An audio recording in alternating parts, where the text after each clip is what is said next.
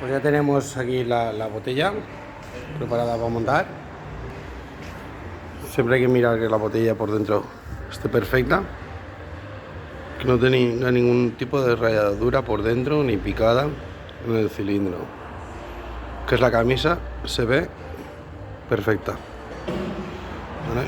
Con la luz no se ve muy bien, se ve alguna chiquitilla rayadica, pero es nada.